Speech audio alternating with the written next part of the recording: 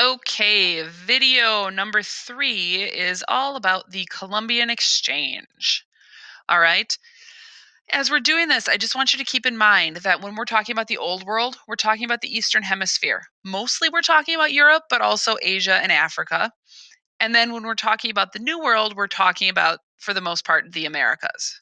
Okay, just in case you were not quite sure, that's what those mean. So, what is the Columbian Exchange exactly?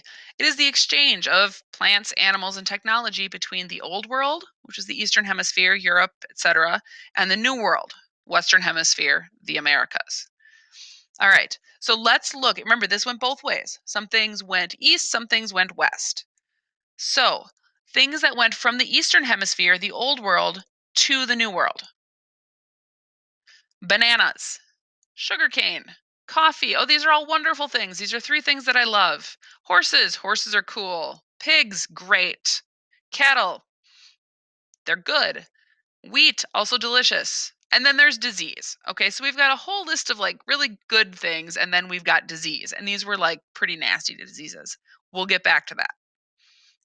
Now, things that went from the Western Hemisphere, the New World, to the Old World: potatoes, tomatoes, tobacco, corn, turkeys, peanuts, cacao, chocolate. They didn't have chocolate in Europe prior to discovering the Americas. That to me is just very depressing. All right, a quick note on what the Columbian Exchange is not, because I know some people were a little confused on this. It's not just trade between the 2 places. That's triangle trade, that's separate. Okay? Tomatoes. They didn't like discover tomatoes in the Americas and then just start sending ship after ship after ship. Every time they wanted tomatoes in Europe, they had to send over more tomatoes. No, they found the tomatoes, they sent the seeds back. Now they're growing tomatoes in Europe on their own.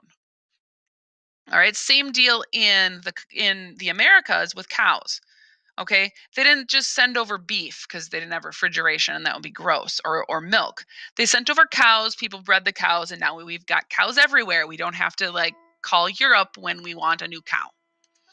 All right, last little bit, and my students are going to be here in a minute, so we're going to do this very quickly.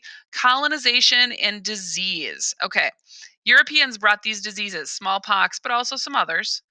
Most Europeans had immunity. If you're immune to something, you're not going to get sick from it because they had the diseases as children, and these were deadly diseases, but these were the kids that didn't die off.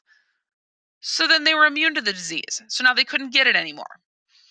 Or they were just naturally not as likely to die from it because, I mean, sadly, that's how natural selection works, is that the ones who are weaker, who are more susceptible to the disease, they probably died as children from it. So for those reasons, Europeans didn't die as often.